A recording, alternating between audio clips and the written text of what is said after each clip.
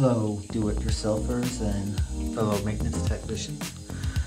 Today we have a faucet that will not shut off completely. The handle is all the way down.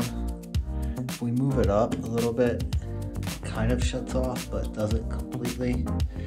This is the symptoms of a bad shower cartridge, tub cartridge.